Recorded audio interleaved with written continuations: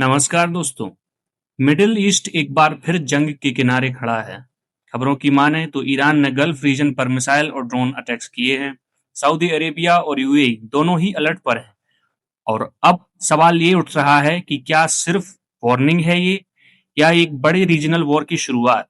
Reports के मुताबिक Iran और गल्फ कंट्रीज के बीच टेंशन लगातार बढ़ रहा है। सबसे पहले यूएई ने क्लेम किया कि ईरान की तरफ से मिसाइल्स और ड्रोन लॉन्च किए गए, जिसमें से कई इंटरसेप्ट कर दिए गए।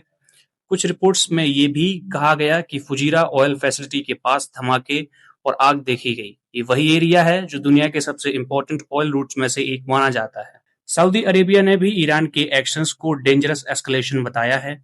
सऊदी फॉरेन मिनिस्ट्री ने वार्निंग दी है कि अगर अटैक्स कंटिन्यू हुए तो ईरान को डिप्लोमेटिक और स्ट्रेटेजिक कॉन्सिक्वेंसेस फेस करने पड़ सकते हैं। इसके अलावा गल्फ कंट्रीज जैसे यूएई, बहरीन, कुवैत और जॉर्डन ने भी ईरान के अगेंस्ट स्ट्रॉन्ग कंडेमिनेशन जारी किए हैं। एक्सपर्ट्स का मानना है कि स्ट्रेट ऑफ हॉर्मुज के आसपास सिचुएशन सबसे ज्यादा डेंजरस बनी हुई है, क्योंकि दुनिया का बहुत बड़ा ऑयल ट्रेड इसी रूट से होता है। अगर यहाँ कॉन्फ्लिक्ट बढ़ता है तो पूरी दुनिया में पेट्रोल और डीजल के प्राइस बढ़ सकते हैं। अब बात करते हैं इंडिया की। इंडिया ने इस पूरे मामले पर कंसर्न एक्सप्रेस किया है।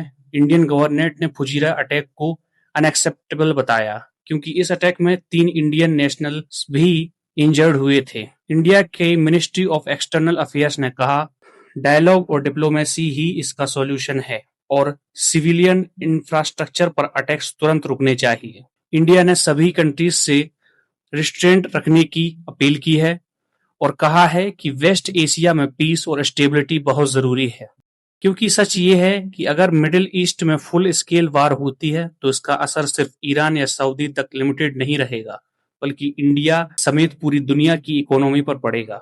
ऑयल प्राइसेस, शिपिंग, ट्रेड, सब कुछ अफेक्ट हो सकता है।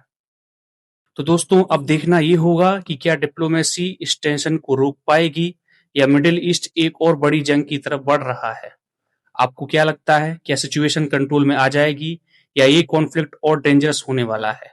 कमेंट करके जरूर बताना और ऐसी ही लेटेस्ट जियोपॉलिटिकल अपडेट्स के लिए चैनल को सब्सक्राइब कर लो।